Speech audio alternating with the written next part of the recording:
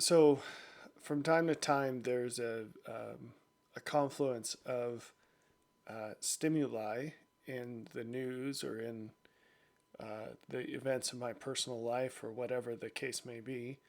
And I see a theme that suggests that there's material that I could produce that does not require the volume of information that I'm gathering in these books that have not been published and does not overlap totally with what I've already published. And in those cases, I will write a blog post or make a video. In this case, the confluence of topics surrounds young people, and particularly this video is particularly directed to parents, although I think it would be beneficial for anyone to hear, and maybe particularly their children to hear. Um, so um, let's start with this idea of consequences. Um, in the wealthy nations, people in the wealthy nations are largely drunk on delusion, I think is the only way you could say it, in terms of their worldviews and their views of themselves and others. It's basically as wrong as it could be, as incorrect as it could be. And part of that delusion is a total inability to correctly see and foresee consequences. So, to accurately measure the consequences of past decisions and to accurately foresee the consequences of decisions before us currently. It's an enormous problem. And the reason this is so hard is because reality is complex. And the complexity of reality continues to increase, or rather, our exposure to the complexity of reality continues to increase as we march through the end times, which have already begun. And it's extraordinarily important for people to increase their ability to contend with the complexity in our world.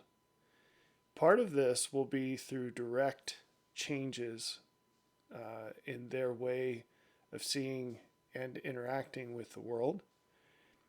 But the larger part will come from changing the way they see other people and changing the way they interact with other people. Particularly, what I mean by this is in order to fare better in this world, people need to learn how to see the folks who are wiser than they are, and they need to react to them differently than they do.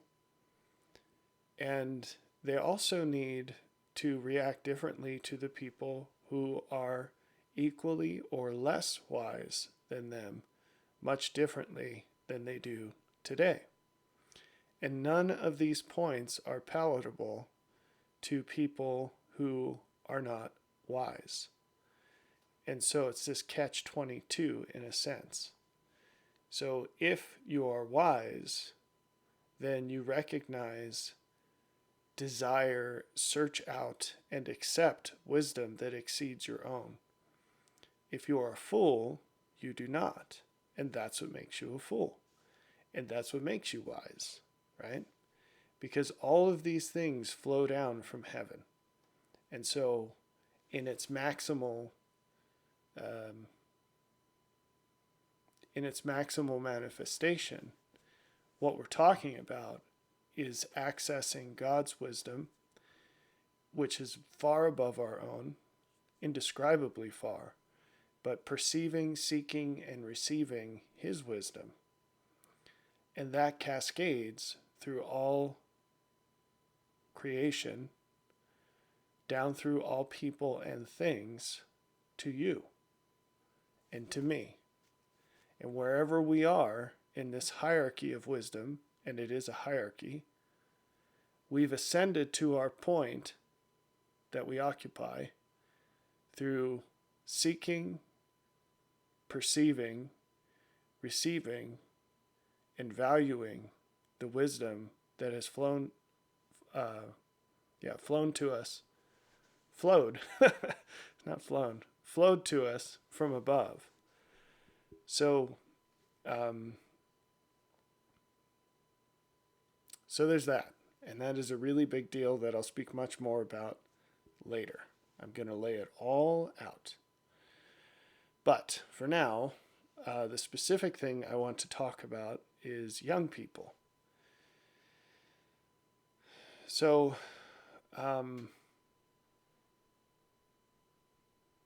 before we get there, though, just a little bit more in this preamble.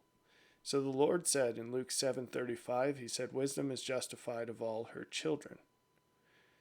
And so one way that you can begin to increase the accuracy of your model of who has wisdom and how much they have, which you probably don't even have a model right now. See, the prevailing presumption in the modern world is that we're all equal in terms of interchangeable. We're all interchangeable. It doesn't matter who's making the decisions. It'll all go the same way. Now, that's blatantly false on its face. It's so false that no one would say that, but almost everyone almost always behaves that way. So, I could talk for a very long time about that, but we'll try to keep things short here. But what the Lord was saying, Luke 7:35, he's saying basically you measure wisdom in reverse. You look in the rear view mirror and see how things have gone, and you adjust your model. So as we proceed through the end times, the distinctions between people continue to increase in intensity and in obviousness. That is a very, very important idea. As we proceed through the end times, distinctions between people will continue to increase in intensity and obviousness. There's a false understanding that somehow this flow of light is going to be like the sun shining on everyone. I say it's false. In some ways that's true, but in most ways that you would imagine, it's false. It's a flow through people. It's not a situation where a lot of people just randomly somehow know more about God than they did before. It's a flow through people.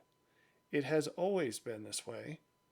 When you understand the pattern, which I have not even attempted to lay out here, I'm just touching on points, and those with ears will hear. But most of you will not understand this for quite some time to come, if you ever get there. But it's a flow through people, and it's always been that way. So it's important to look for these distinctions and to change your perspectives and how you behave based on them. So let me give you some very practical examples.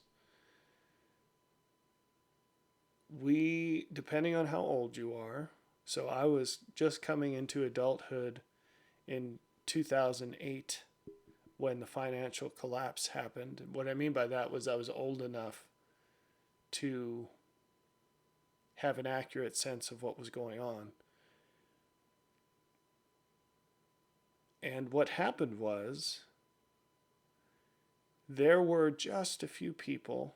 None of them were in charge of the financial circumstances of the country, but there were just a few people who were sounding the alarm, saying, we're going to have a collapse, we're going to have a collapse, we're going to have a collapse. Maybe I should say crash. We're going to have a crash. And no one listened. And then when that happened, all of the experts after the fact said, how could we have known this was coming? And not only did they not see it coming, people like Ben Bernanke said that it absolutely would not happen. So, okay, so the pattern here is that the experts have no clue. The people that are publicly accepted as experts have no clue. And then the catastrophe happens. And then after the fact, all those supposed experts turn back and say, well, who could have known? It was impossible. And why do I say that's a pattern? Well, just recently. I'm just using recent things. If I took more time, we could lay out a lot more of these.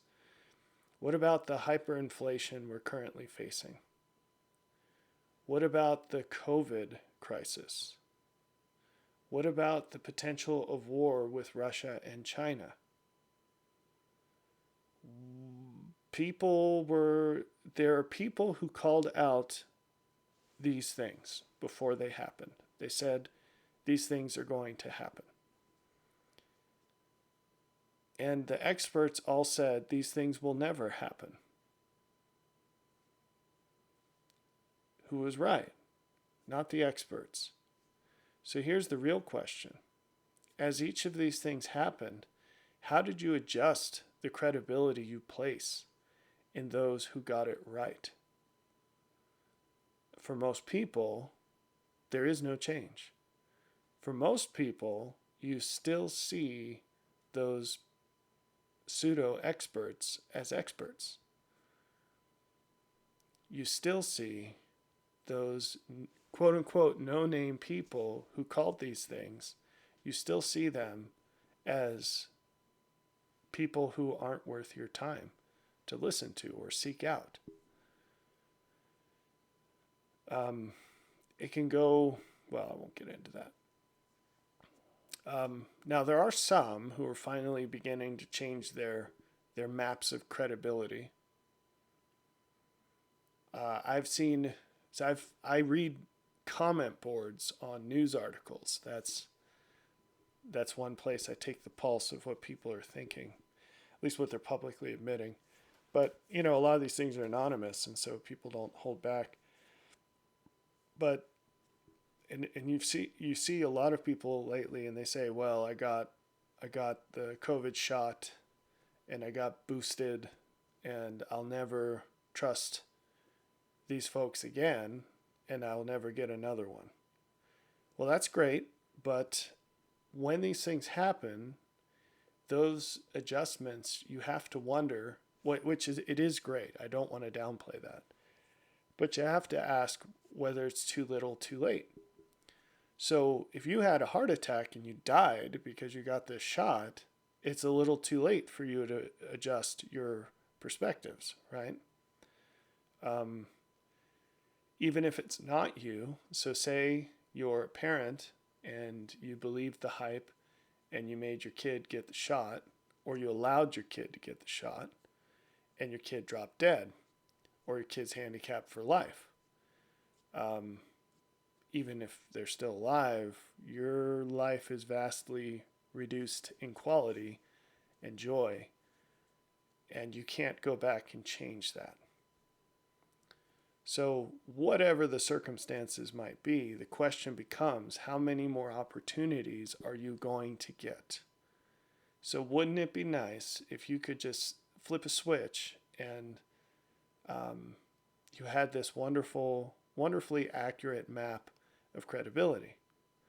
Well, there is no path for that, unfortunately.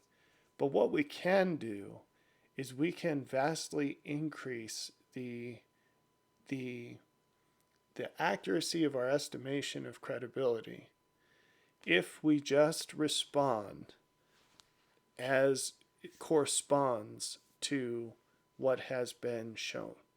So if we just start responding more aligned with the value of the evidence provided, so nothing crazy, nothing radical, nothing out of scope, just do what makes sense and stop doing the things that don't.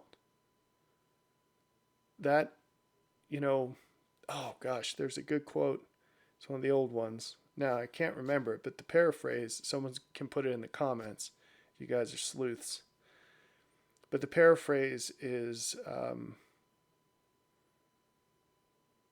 when everyone's insane, sane advice sounds insane or something like that. It's phrased much better, but that's the idea.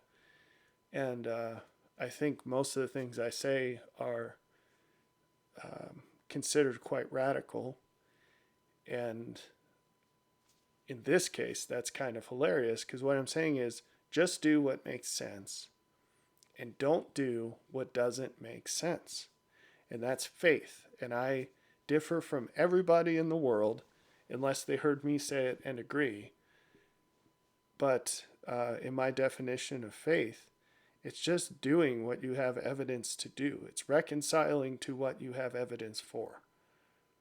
And other people define that usually the opposite way, which is that faith is the reason you do things when you don't have a reason to do them. And of course, that is not in any way based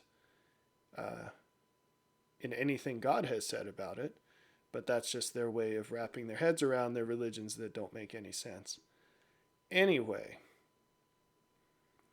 as we proceed into the end times, more and more of the choices people make will lead to larger and larger irreversible consequences. I'll say that one again.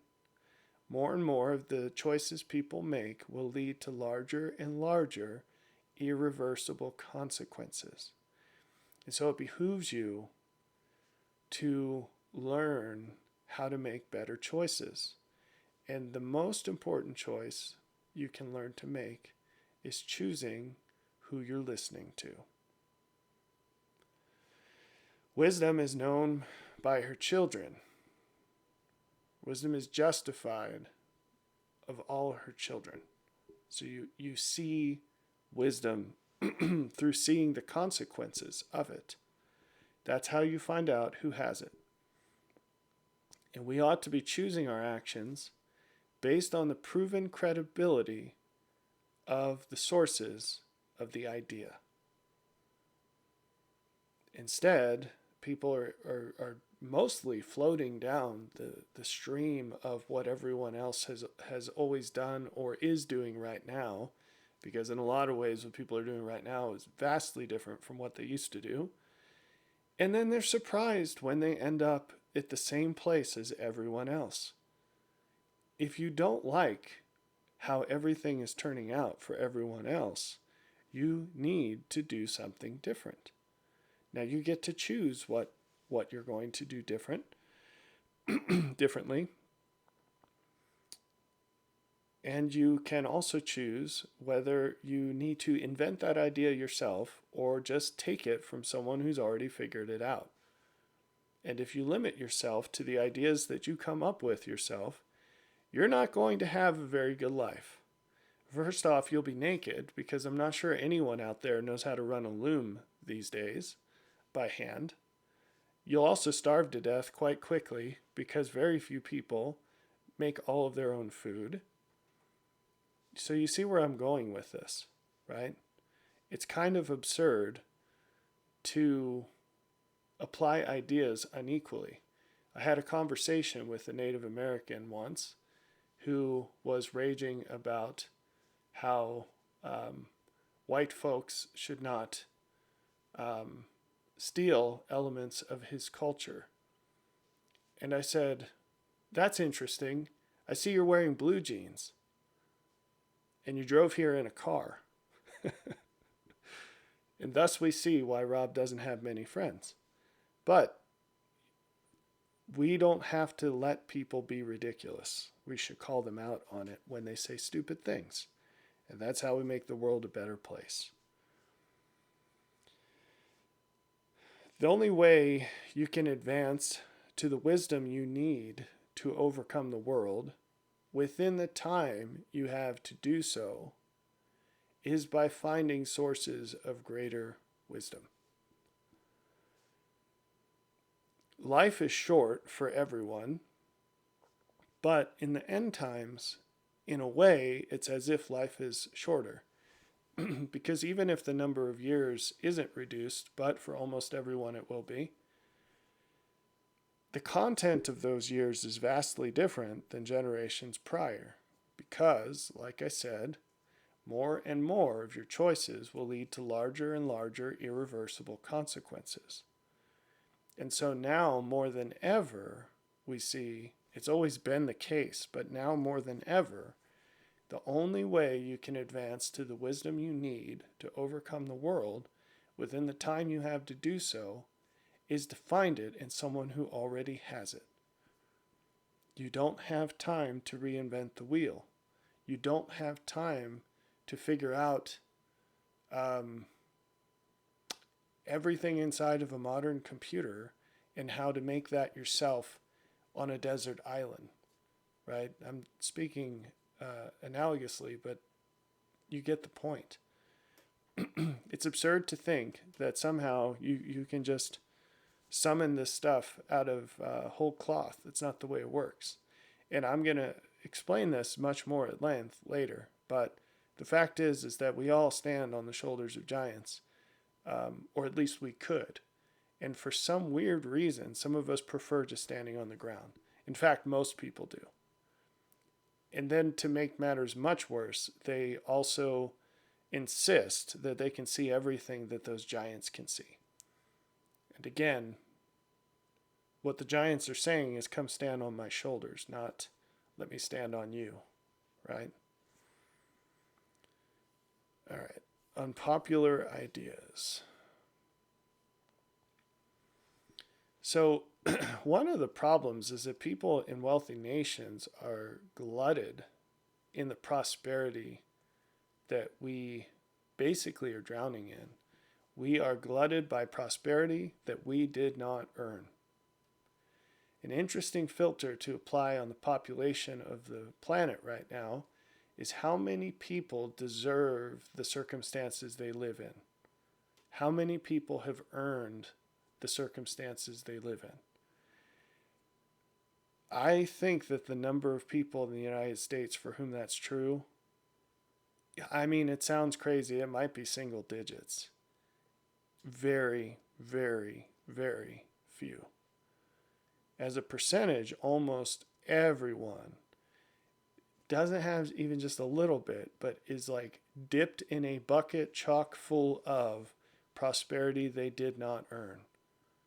And because of this, they're numb to the fact that they're woefully incapable of seeing the full list of options before them, of accurately assessing the cost and the benefit of each, of choosing the most beneficial choice, of admitting when they make mistakes, or of doing what it takes to fix the problems their mistakes cause. That's a lot of issues, isn't it? And no surprise, that's why the world is in such a trashy state at the moment, amongst other things. But this, if you could subtract this out, you wouldn't even recognize the world. That's how big of a problem this cluster of shortcomings is. So if you are not willing or able to do all of these things, you need to find someone who is, and you need to learn how to use their wisdom to advance your own. So again, this is standing on the shoulders of giants thing. It's not someone else is going to make all my decisions for me. That's not the point, right? It's to advance you. It's like using the moon's gravity to slingshot your own rocket ship. You're still flying the ship. You're still in the ship. So instead of doing that, we're actively doing the opposite. So this is one of very many situations where choosing not to decide is actually an illusion. Instead of actively seeking people who have the greatest wisdom, we are actively placing the reins of power into the hands of the least wise among us. We've got a senator right now who can't even show up to work because he can't cope with life. He has failed to discover the most basic requirements of how to cope with life. And yet he was elected to make decisions on behalf of an entire state of people, many of whom are wiser than him demonstrably because they're actually able to face the vicissitudes of life sufficiently to show up to work. So that's pretty dang pathetic. And somehow no one's standing up and saying much about it, which says something about them. But it's not just psychological invalids that we're handing the reins of power to. It's young people. We have created a monstrous mob of vicious, vacuous people in those under 30. These people think that they know everything there is to know, that they're wiser than everyone who's ever lived, and all of this is the case without having done anything that matters, and being woefully unable to manage even their own lives. And that's pretty crazy. And this is the point we're going to dive deeper into for the rest of the video. We ought to be seeking out those who have evidence of success, however we define that. I think most people assume when you say the word, we're talking about money or material or the world's definition of power, which I think is ridiculous, but whatever. It's probably better to think in terms of higher definitions of success, like joy, or like the ability to cope in spite of the full range of the malevolence that exists in this world. So having light in spite of the greatest darkness, that's probably a pretty good definition of success. When we find people that have evidence of success, however we define it, we should listen to them more than those who do not have that evidence of success. This path alone, this shift alone, would make a drastic difference in the lives of anyone that practiced it. And we ought to be more active in attempting to share what we have found in terms of strategies for success in life with those who have been less successful than us. Again, this is a forbidden, taboo topic, because if we're all interchangeable, then how dare you suggest that you might know something that someone else doesn't, or that you might have succeeded in something that other people have not. If you are a parent, then you absolutely have the duty to do this with your children. The duty, not just the opportunity or the privilege, but the duty. It's not an optional thing. It's kind of the main point of being a parent. You need to structure your kids' lives so as to most persuasively encourage them to walk in paths that will lead to the greatest outcomes. Why? Because almost no kid can figure that out for themselves. Almost no kid. It'd be like just laying a baby on a rock to see if it survives. It's not going to end well. And the things that parents are doing to kids today is the functional equivalent of chucking a baby off a cliff and expecting it to end up as a well-balanced adult. It's not going to happen, right? It's not going to happen except in the case of a phenomenal quality spirit. And those are really rare, it turns out. So, to parents, I would say it's time to start thinking about life as the Titanic and to realize that this thing has hit an iceberg and the boat is no longer an option. It's time to find out where the lifeboats are and get on it. Get on the lifeboat. Start living your life reconciled to the fact that the system is collapsing and it's terminal. It's not going to get better. It's just going to keep getting worse, although there will be times where it gets worse a little slower than other times. So don't get fooled into thinking things are great because all of a sudden inflation pauses its climb. Just look at the cereal boxes and tell me it's the same as it used to be. It's not going to go back. Things didn't go back after 2008. Just zooming in on that random thing. Things never got better. They just stopped getting worse for a little while, or they slowed down in how bad they were getting for a little while. You know, the bags of chips never went back to pre-2008 times, and I'm still grumpy about it. So, and as it stands, to the point, the folks who weren't old enough to understand to experience the world pre-2008,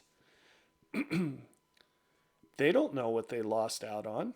Their normal started after that. It's the same thing with 9/11. Yeah, I was old enough when that happened to have a sense of what was before and what was after. So anyone who wasn't an adult or close to an adult before the Patriot Act never knew what life was like before that. They don't know what it's like to go through an airport without getting shaken down like you're in a prison. And that's the least of the concerns, right? Those who were not old enough before social media don't know what that was like. And we just don't think about that. That's probably the best example. If you were old enough before that, you weren't poisoned by being raised in a time where all your normal functional growth was all disjointed and mangled by social media. And so you grew up as a relatively well-adjusted person, and you don't realize what you're doing when you give your little kid a cell phone. You don't realize that you may as well be giving him a needle filled with heroin.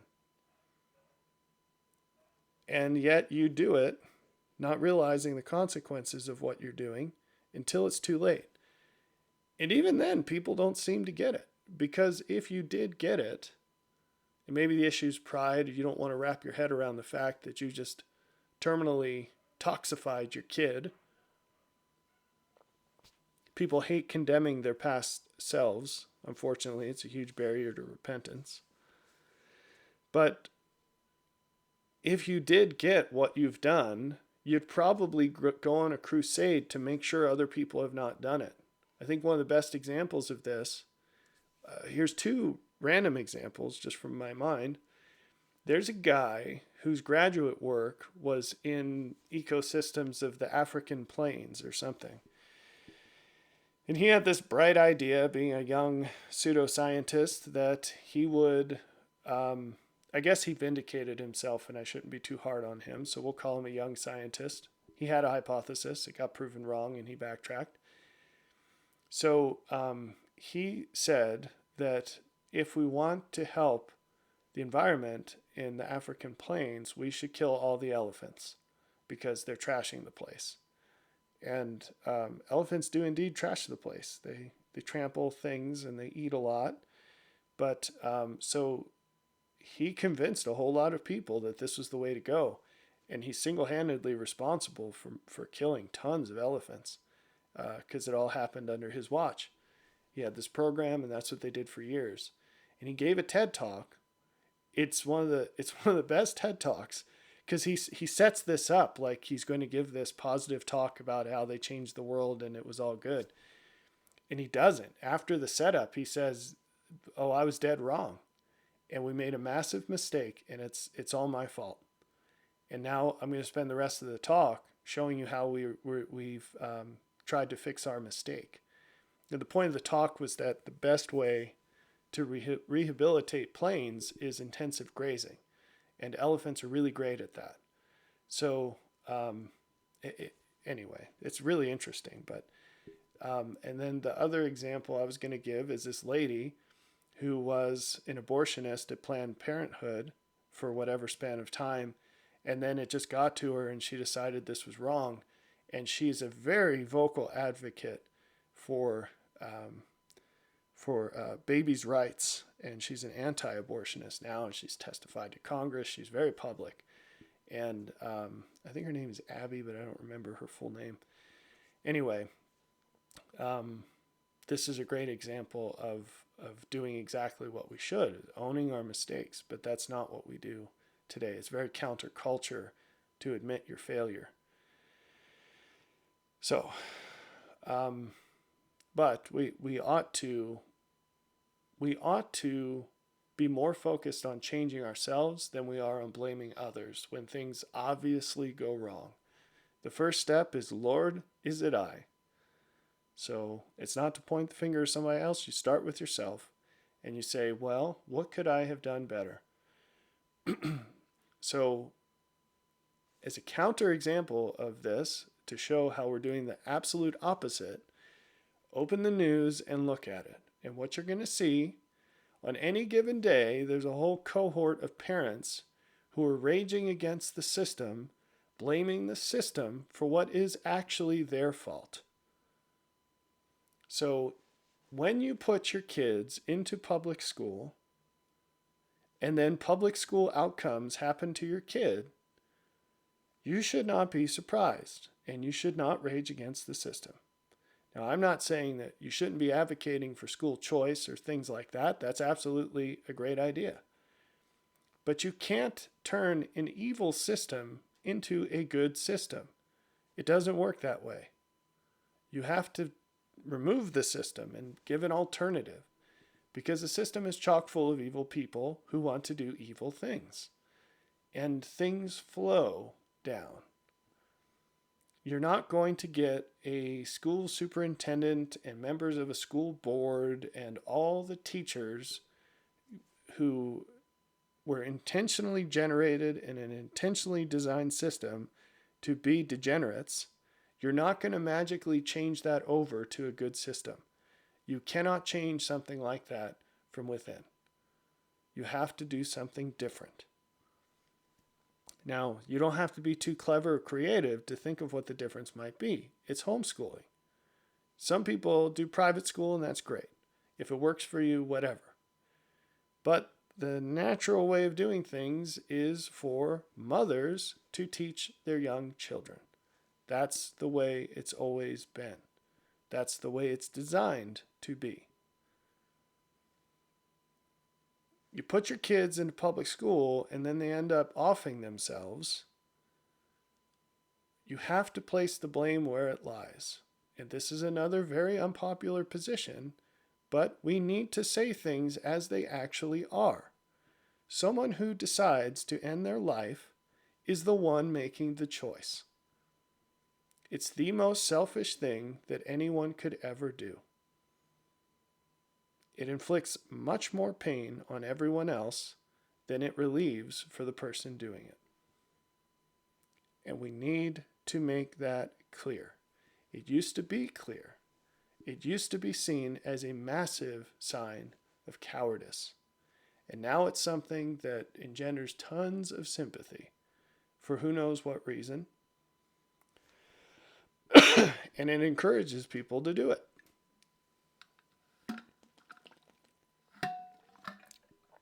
So, the fault lies with the actor. But if you're going to blame someone else, the first person you should blame is yourself. If you're that child's parent, whatever's not their fault becomes your fault first.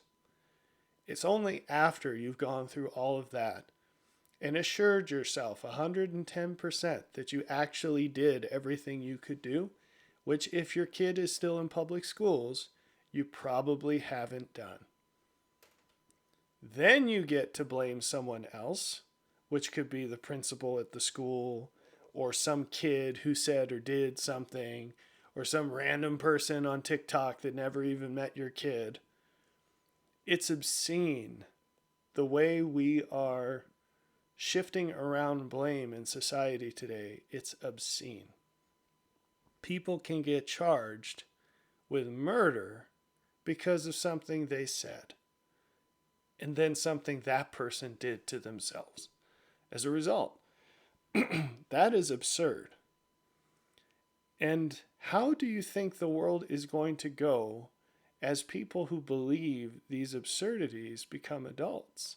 Not just voting, which is scary enough, but in the workplace, in the home. It's a terminal condition, folks. The things that we have as a society absolutely, positively cannot coexist with these beliefs. As far as consequences go, you can't get more serious. You can't get more serious.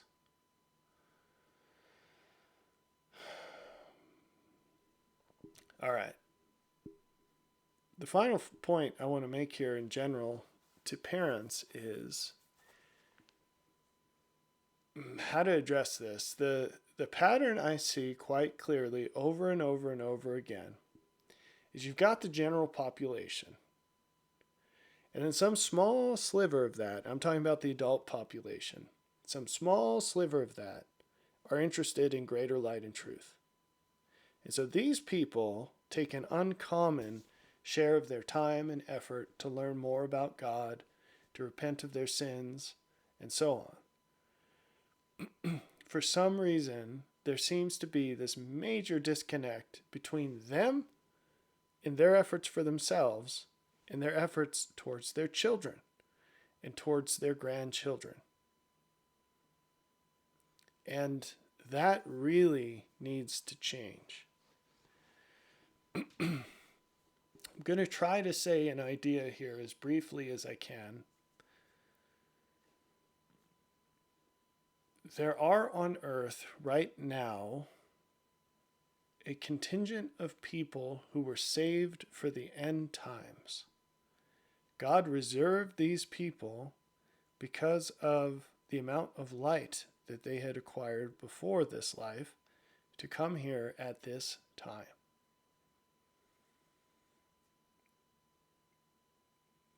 What about everyone else? Well, it turns out that on the earth right now, we actually have both extremes of the distribution.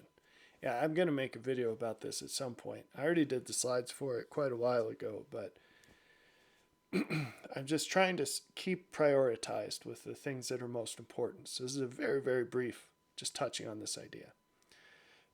So if you have a distribution of people, people through all time, excuse me, you have the most righteous and the least righteous, and it's very small groups of people. They're both on the earth right now.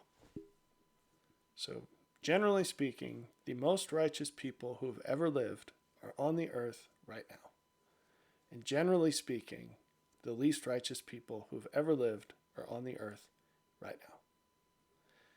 These are small groups of people. Now, what about everyone else? Everyone else is across the distribution. And what I'm saying about all this is, odds are, if you're watching this, you're on the righteous side of that curve. But also, statistically speaking, you're unlikely to be in the most righteous segment. And that will change over time. But my point is, as far as you go, you need to ask yourself why God put you here right now. Now, the easy answer for that is that everyone's placed on earth at the time that will be most beneficial for themselves and others. Now, the themselves part you can figure out for yourself, or maybe we'll talk about it later. The others part is what I'm going to zoom into right now. You need to understand that it's extremely likely that a major reason why you were born right now is the contribution you could make to those people who are more righteous than you, but who are also younger than you. And they need mentors. They're like Manchurian candidates, and they don't get switched on until they get blasted with light from others. It's very much like that. So, some of these people might be your kids or your grandkids. So think, for example, of Lehi and Nephi, the elder versions. You could ask yourself whether Nephi would have done everything he did or become everything he became without Lehi. Maybe he would have, but he probably wouldn't have.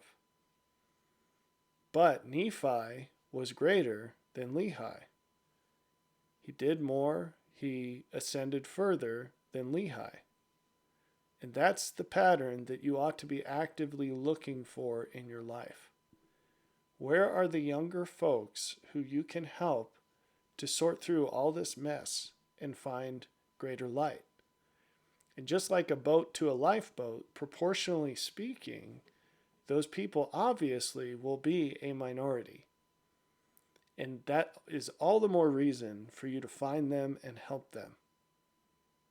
Find them and help them. So, I began this video saying something about how the differences between people will accelerate and accentuate over time.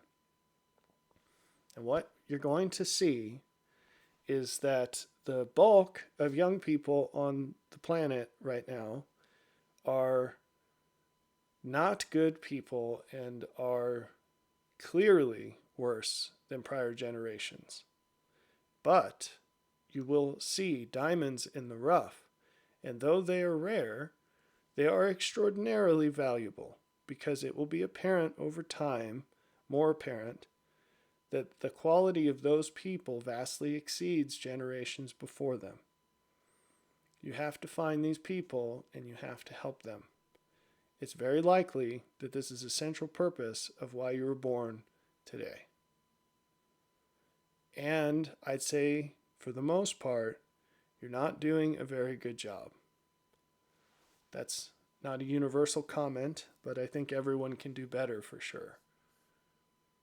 A part of this, the biggest part of this, the first thing to focus on is what you're doing with your own kids. And for some of you, with your own grandkids. So, now we're going to switch to a little conversation. We're going to transition to a conversation about the state of things with young people.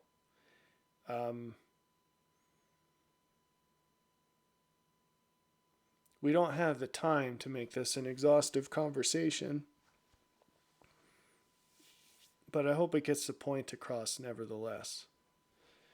A recent report came out, and it shows 57% of high school girls experience persistent feelings of sadness or hopelessness. 57%. Now, I've jumped out of airplanes before, and if someone handed me a parachute and they said, there's a 57% chance that this thing will not open, I would not jump out of that plane unless the plane was crashing, right? And I know that there are a lot of people who think that my stance on public schools is overly harsh, or that I'm being ridiculous or whatever. There are a lot of people that think a lot of my positions are ridiculous. And here's a funny thing about wisdom. It's vindicated over time. It's vindicated over time. When someone comes out and says that something is a certain way on many somethings, And as time passes, they just keep stacking up vindication. If you're a reasonable and honest person, you have no choice but to increase the credibility you attribute to that individual. I am telling you that to have your children in public schools today and tomorrow, especially, it's not that different than choosing a babysitter who you know is a sexual predator, who you know is a pedophile. It's not that different. That's how serious this is. And now the data's coming out. I'm going to share some with you. And I promise you it will get worse as time goes on. If there's anything reasonable that you have left undone in doing all you can to remove your children from this situation, you really need to get on it. And I promise you, if you don't, you will regret it. 57% of high school girls experience persistent feelings of sadness or hopelessness. It was not this way before.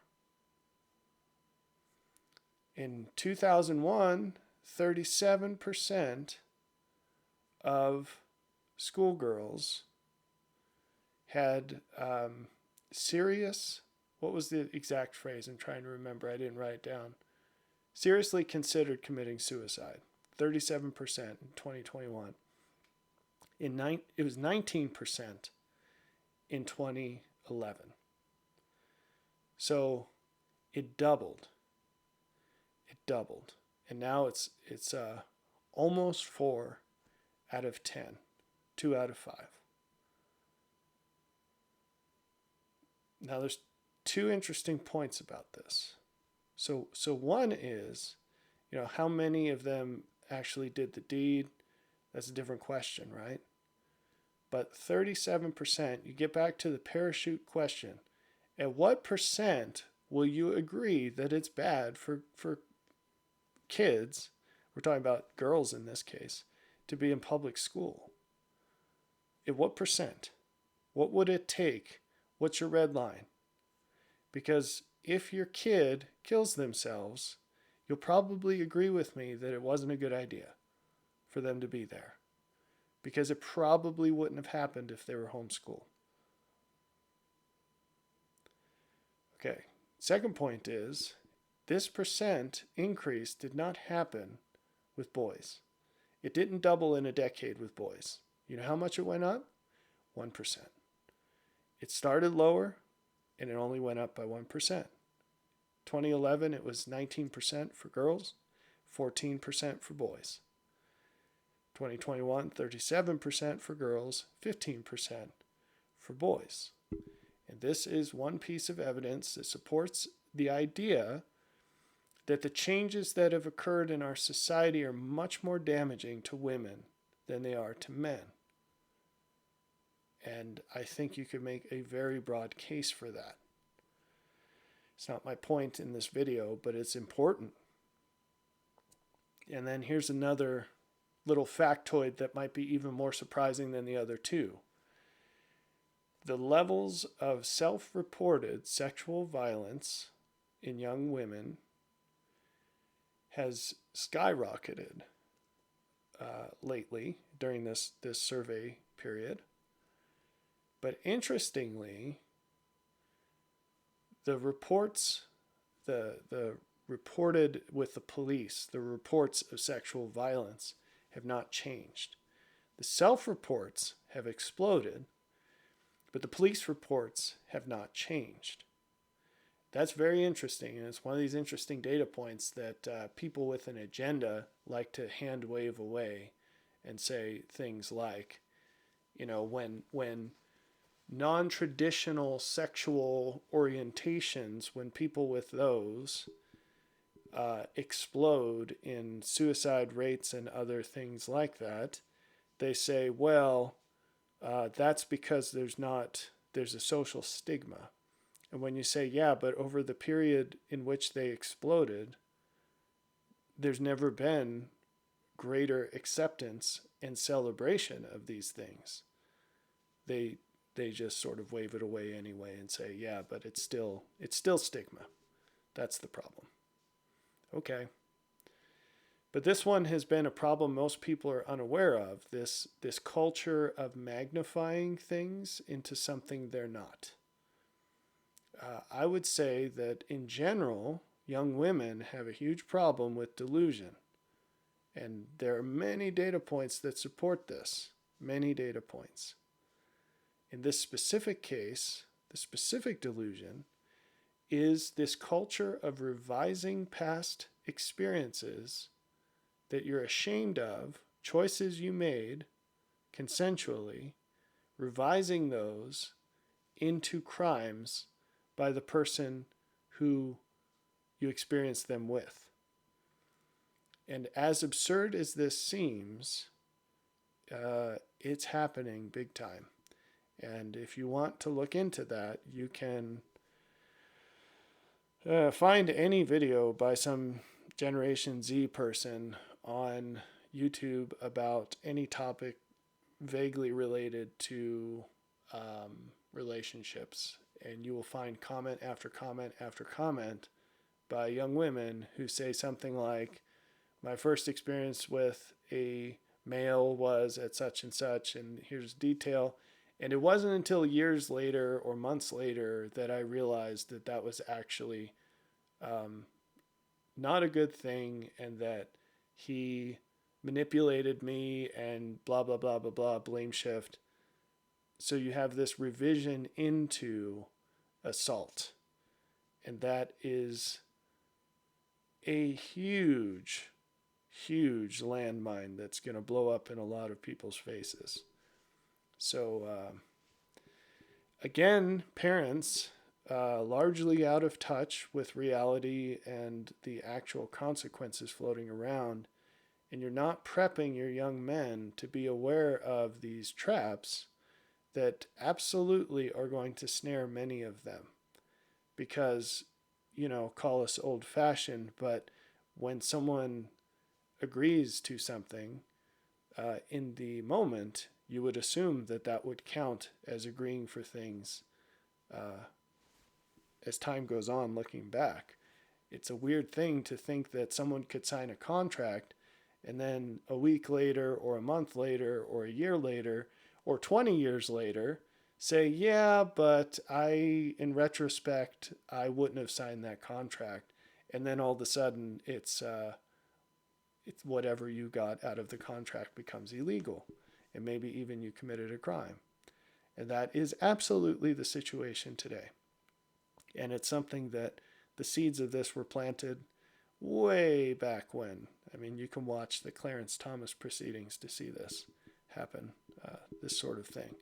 Very bad. The Clarence Thomas confirmation hearing is what I'm talking about.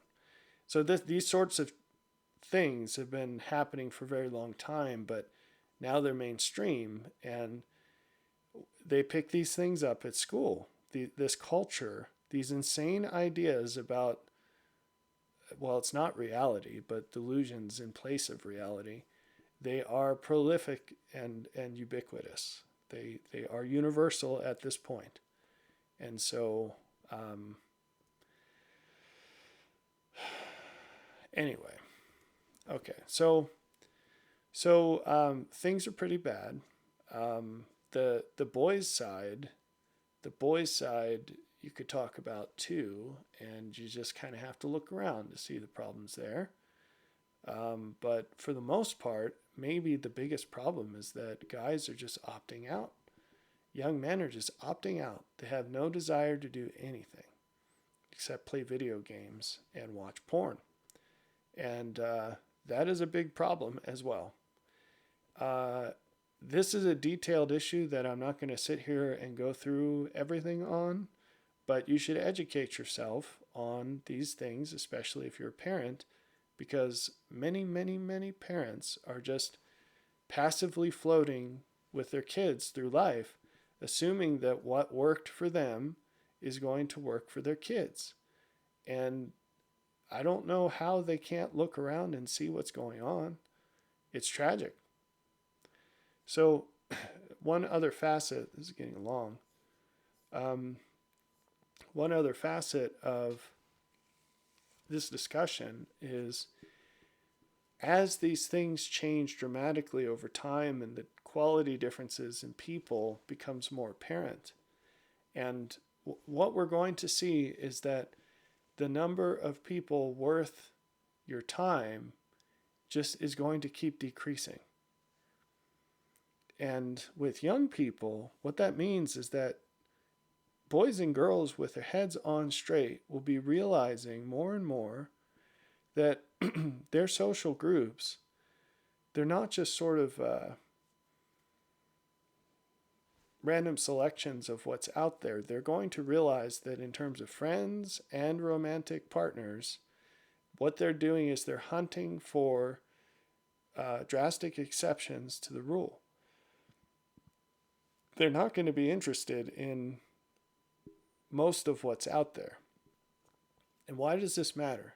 Because as parents, you're either setting them up to know that's the game they're playing and to be advantaged in this game, or you're allowing them to exit the game because they're not qualified to play. And it's really important because basically what we've got a growing pile of things that you could call red flags that would show any quality male, female, that this person, your son or daughter, is completely unqualified to be their romantic partner or even their friend. And they just don't want to be around them. And this isn't a case of being snobby or stuck up or whatever. These are things that almost guarantee that that person will not be able to function properly in life. And therefore, to chain yourself to them, to bind yourself to them would be to chain yourself to a dead weight and then jump in, like chain yourself to a cannonball and then jump in deep water. And they're going to realize this. And so now as we go over some of these things, you need to think about what you're doing with your son or daughter to prevent this stuff from happening, prevent them from taking on these attributes. And also you need to think about what you're teaching your sons and daughters about how to spot these things in other people so that they stay away from troublesome folks who are just going to cause them harm.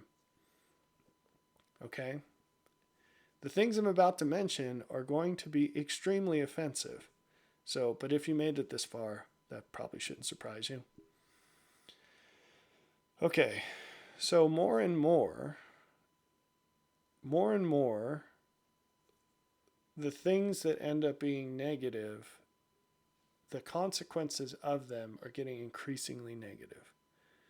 So some of these things are not new, but they're a lot worse than they used to be because it's so obvious what they lead to. Okay?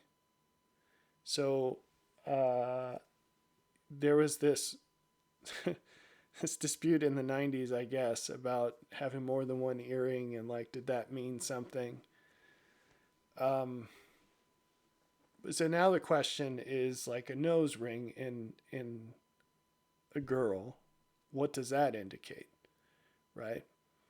Is that just the same as piercing your ears, or is that a totally different cultural thing? Or tattoos, right? People have gotten tattoos for a long time. But if you meet someone and they have a tattoo, does that mean something about them? People have dyed their hair for a long time. But is there something in particular about blue or pink hair, right? Guy or girl, does that mean something? So those are things to think about, right? But then there are things that are less controversial, that are more backed by data. So first off, what about use of prescribed drugs to treat, allegedly, these are all, so all of these words are loaded.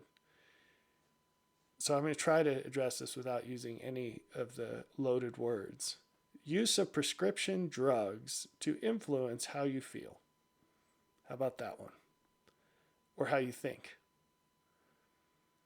So it turns out that there's a major difference between using these things as an adult and using these things as a child.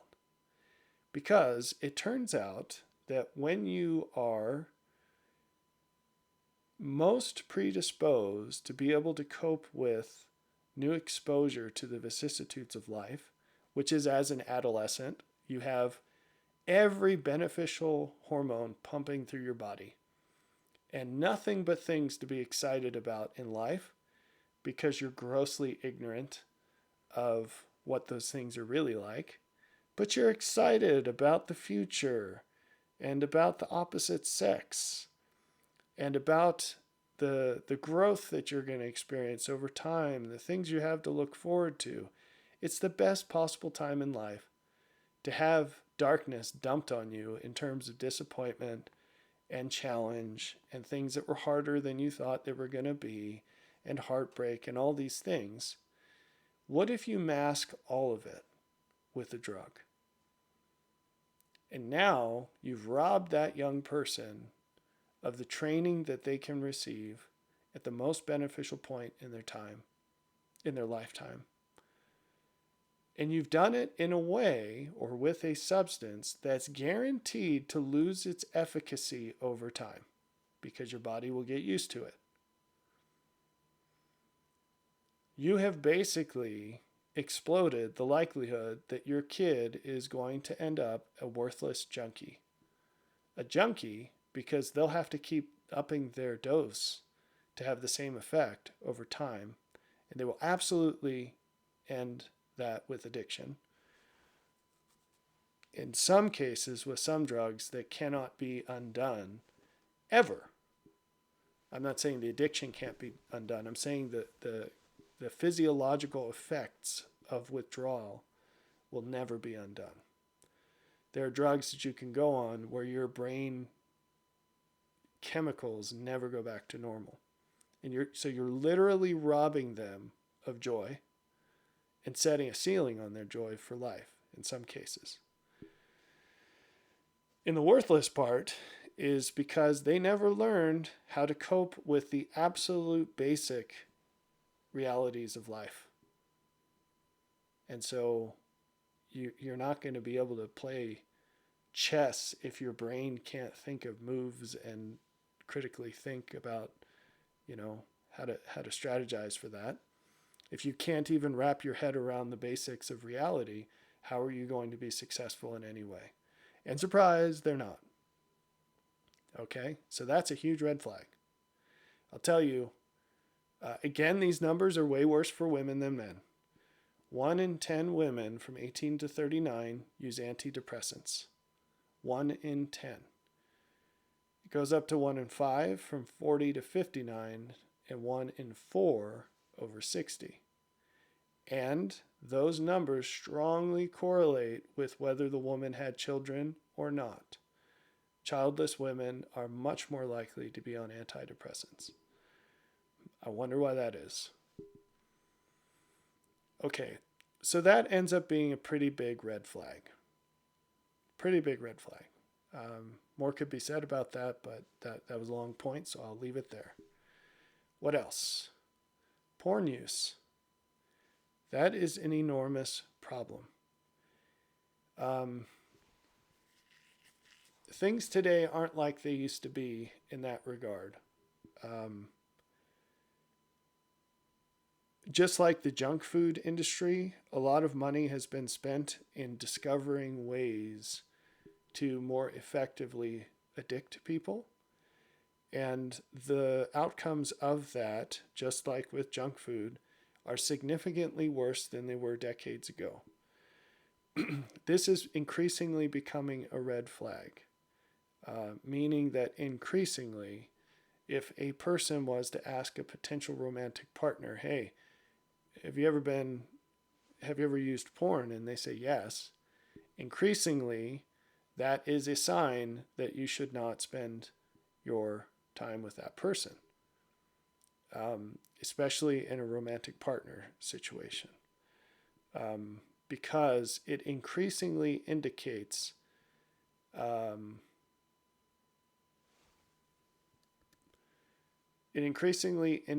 probability that you will never have a certain level of the beneficial outcomes of that relationship. Other drug use, we talked about prescription drugs. Other drug use falls into that category too, increasingly.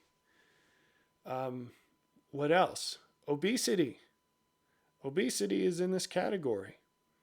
If someone can't sort out, well, I have to make clear here, the younger the kid, the more fault the parent has, right? A 5-year-old kid doesn't get to decide what they eat. An 8-year-old kid shouldn't be deciding what they eat. If your kid is obese, the younger they are, the more it's your fault as a parent. As they get older, it gets more and more onto their own shoulders. A 17-year-old, that might have come out of the parents' choices. But let's say the kid's perfectly healthy at 16, and at 17 they weigh 150 pounds more. Well, that probably was, I mean, in that case something's really wrong, but that probably wasn't the parents' choices that made that happen, right? But that's a red flag, because when you date someone, it's a job interview for marriage. And if you're on a date with someone and it's obvious that they can't even manage themselves, how are they going to manage a family? It's true for the guy, it's true for the girl, right? It's a big deal. And we need to treat it like a big deal because it's a big deal. You really shouldn't walk into that. It doesn't make any sense whatsoever. And, you know, the thing about obesity is it doesn't happen in one choice. It takes serious effort to get obese. You're talking a persistent effort over a long time. And each and every time there are signs that what you're doing is wrong. That's why this is such a huge deal. If you saw someone who's a heroin addict, you're like, man, that person, that's not the kind of person that I want encouraging my kids or influencing my kids. That'd be a normal position to take. I've seen a lot of people react that way to heroin addicts. But no one says the same thing for obese people.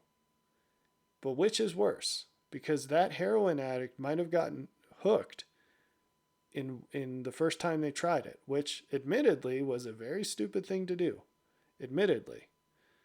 But that obese person is causing comparable problems in his or her life, and if they have kids or spouse, in the life of their loved ones, and their choices came over many, many, many, many, many repeated mistakes, intentional mistakes over a long time.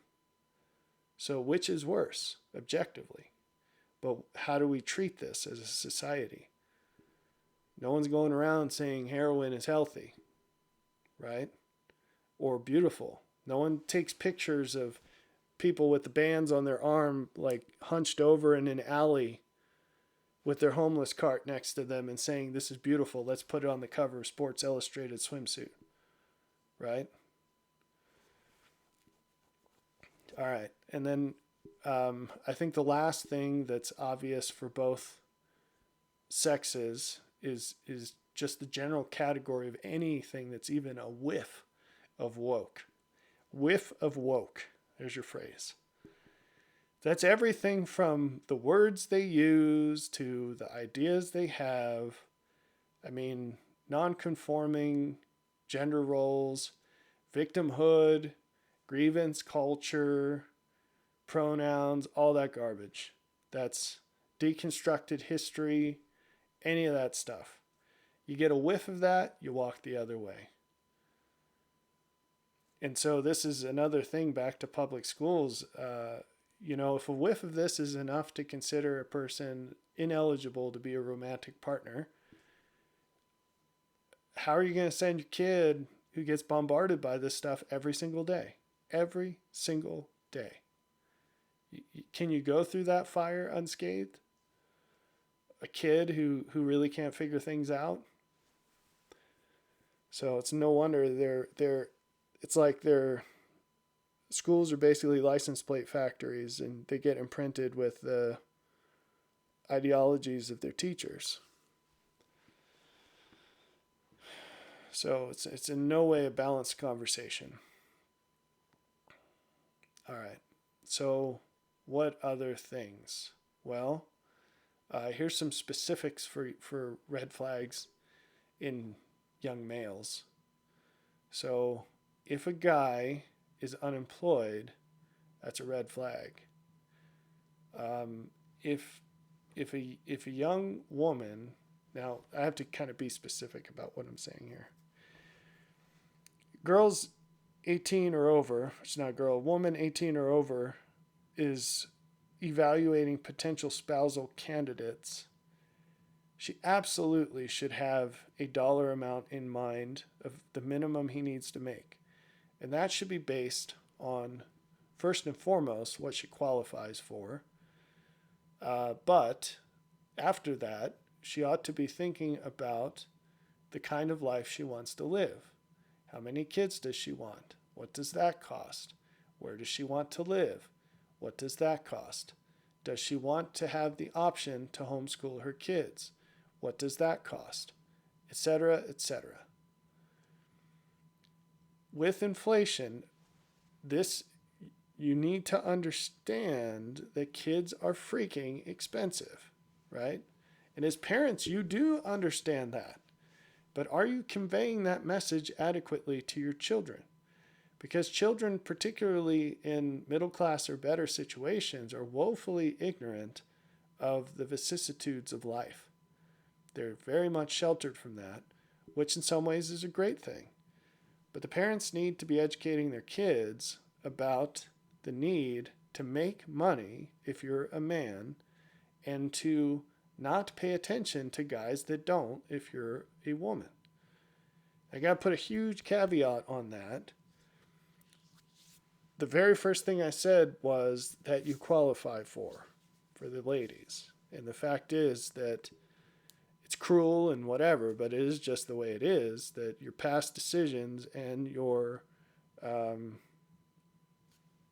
current physical condition are absolutely going to influence this. So if you're a 2 on the 10 scale, you're not going to nab a millionaire. And that's just life, right? But offensive truths, right? Also, if you've had 20 serious relationships, we'll just call it serious relationships, with men, no man who's successful should pay any attention to you. You should be invisible to them because you cannot provide what that person deserves. And that's just a fact. You can't get around it. Anyway, men should also have a written life purpose. And this is like a huge disqualifier, but it's also like all of these things. It shows you exactly who you're looking for, and it makes your life really easy by sorting out the riffraff. If a guy can't tell you what his purpose is in life, you should move on. And there's other things that you could put on this list, like how many books have they read and what have they been about and what have they learned? Are they thinkers? Are they doers? Those aren't meant to be exclusive in any way. But do they know how to think? Do they know how to do? Are they courageous? And so on. Switching over to women, again, this is just touching on things. This video is so long. Things that would instantly disqualify a young lady is like, what's her social media use? I know there are guys out there who say if a lady has an Instagram account, I'm not interested. And this is because they just get hooked on that dopamine hit from social media. They can't put their phones down. Parents, for boys and girls, like, what are you thinking giving your kids cell phones? That is something, just like I mentioned, we'll call them performance enhancing drugs. So I'm not talking about antidepressants there, but stimulants and things. Why would you give that to a kid? Like, a kid doesn't need a cup of coffee. Kid doesn't need Adderall. Kid needs to learn how to cope with life. When you're older, it's a different story. All those things, it's a different story. You're mature enough. You have learned the coping strategies, and now it's just a performance-enhancing drug. That's what I would call it. Which is funny to call it that, because in sports, obviously, that has a bad rap. But why wouldn't you use the advantages that are available to you, subject to cost-benefit analysis? You sleep in a bed and you take hot showers, don't you? Like, why don't you just sleep on a dirt floor and not shower? Right? Do you wear technologically advanced shoes or clothing? Do you drive a car? Why don't you just walk? But there's a difference in doing this stuff as kids. Like, we don't give driver's license to 12-year-olds. Why? Right? It's the same idea. So with social media, cell phones, as they're mature enough, sure, give it to them. But when they're too young to pay for it, that's a good line to draw in the sand. Can they pay for it? If not, they're probably not ready for it. Boy, that would there's a lot of 30-year-olds that shouldn't have iPhones by that criteria. But anyway, that's a big problem. Social media is a huge problem for women. It's not such a problem for men. It's a huge problem for women. And a lot of ladies just can't put down their phones, and it's really messed up. So if you're a young man and you're on a date with a young lady and she picks up her phone more than a certain number of times during the date, I'd say the number of times is 1. I mean, what's that telling you? This is a first date ought to be the most exciting experience a young lady ever has with her future spouse. It shouldn't be that way, but I'm saying it is that way. It is that way. And so when she's the most excited she's ever going to be, she can't even not look at her phone. What do you think that implies for the rest of your life? And unfortunately, for the lives of your children. Because neither you nor your children will be the most important thing in her life. The likes and messages from random people she doesn't actually care about, all that stuff is going to take precedence. And she's going to be an insta-zombie for the rest of her life. So move on. Or what about the cloud of orbiters? I think I've mentioned that one before. So there's this tendency in young women, young modern women, to have tons of guy friends. And it's funny because in the social circles where physical relationships are seen differently than they are by religious people, like how I danced around that, these orbiters become willing candidates when the lady would like some physical attention. But even in groups where women aren't physically promiscuous, they're emotionally promiscuous. They tend to be emotionally promiscuous. And this group of guy friends is always available to give them compliments or to tell them they're great or to tell them how pretty they are or just to be nice to them. And they use that as a bank of masculine emotional attention, and it absolutely ruins them because they cease to develop a deep relationship with anyone. And no matter how they treat any particular person in their life, there are always several people available to tell them how wonderful they are. And you can just imagine what that would be like to any person to have that kind of feedback system. So let's say a young man got a job as a grocery bagger at a grocery store as a first job, and on the first day of work, he told his boss to stuff it or whatever and got fired. And the second he walked out the door, 5 other prospective bosses gave him $1,000 for nothing. So that person is never going to learn that there's a certain way you have to behave at work or to appreciate a job, right? It's exactly the same. And so no wonder these people end up disastrous wives, because why wouldn't they? And incidentally, although that young man analogy was totally contrived, reality is not far from that, because more often than not today, when young men make really terrible decisions that that determine their financial future, their parents step in a half a second later and prop them up and insulate them from the consequences of their bad choice. And surprise, they never learn. So maybe you should stop letting your kids live in your house if it's hampering their development. That's not always the case, of course. There are arrangements that can be mutually beneficial to parents and children. But I've drone on for a very long time, and I didn't intend for this to be this long, but that's the content I had written down to cover. So I hope you think about these things, and I hope you apply them. And I hope that in particular things that you find offensive that I've said, that you think about those things, because typically offense is more indicative of areas for growth in yourself than they are actual causes of offense in the other person. So take care.